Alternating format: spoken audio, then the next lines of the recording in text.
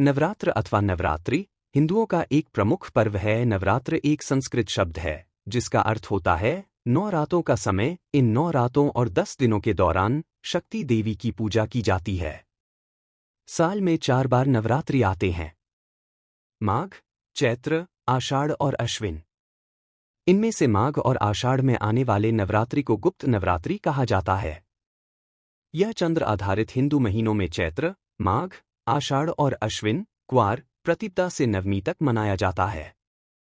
चैत्र मास में वासंतिक अथवा वासंतीय और दूसरा अश्विन मास में शारदीय नवरात्र, माघ और आषाढ़ मास की नवरात्रि गुप्त नवरात्रि होती है। शारदीय नवरात्र का समापन दशहरा को दुर्गा प्रतिमा के विसर्जन के रूप में होता है। गौर से देखें तो नवरात्रि में 3 माह का अंतर होता है। हिंदू कैलेंडर के हिसाब से के सबसे पहले चैत्र मास में 9 दिन चैत्र नवरात्रि के होते हैं। उसके बाद 3 माह बाद आषाढ़ में गुप्त नवरात्रे आते हैं। उसके फिर 3 माह बाद शारदीय नवरात्रे और फिर अंत में गुप्त नवरात्रे माघ माह में आते हैं।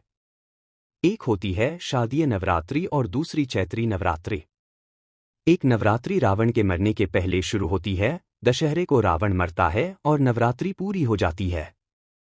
दूसरी नवरात्रि चैत्र मास में राम के प्राकट्य के पहले, रामनवमी के पहले शुरू होती है और रामजी के प्राकट्य दिवस पर समाप्त होती है। नवरात्र भारत के विभिन्न भागों में अलग ढंग से मनाया जाता है।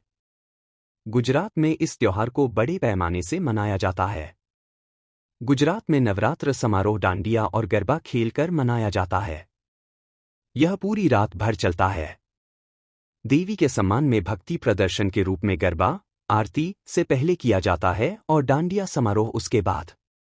पश्चिम बंगाल के राज्य में बंगालियों के मुख्य त्योहारों में दुर्गा पूजा बंगाली कैलेंडर में सबसे अलंकृत रूप में उभरा है।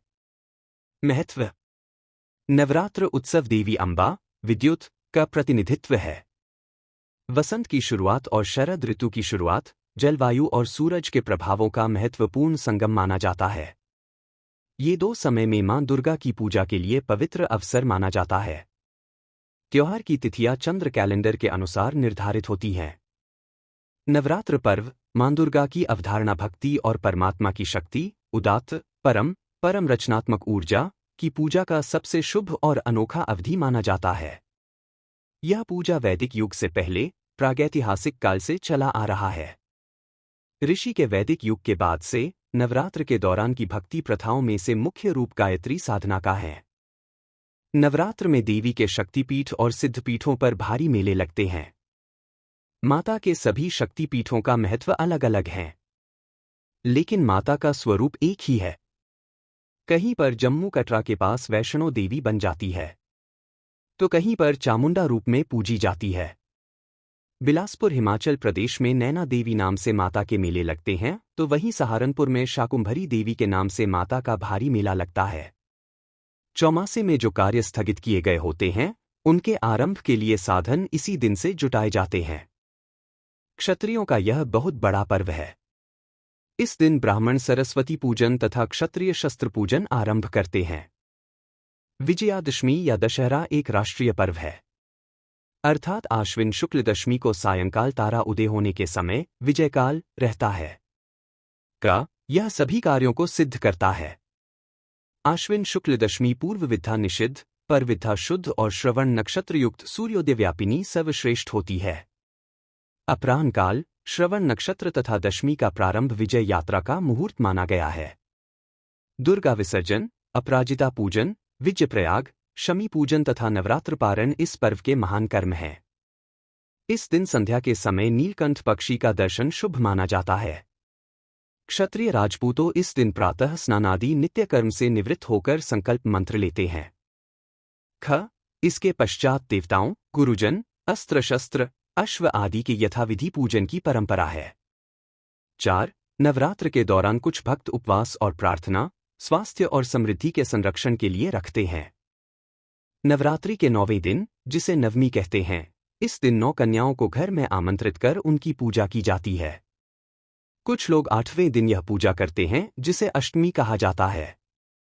5. भक्त इस व्रत के समय मांस, शराब, अनाज, गेहूं और प्याज नहीं खाते। नवरात्र और मौसमी परिवर्तन के काल के दौरान अनाज आमतौर पर परहेज कर दिया जाते हैं क्योंकि मानते हैं कि अनाज नकारात्मक ऊर्जा को आकर्षित करता है।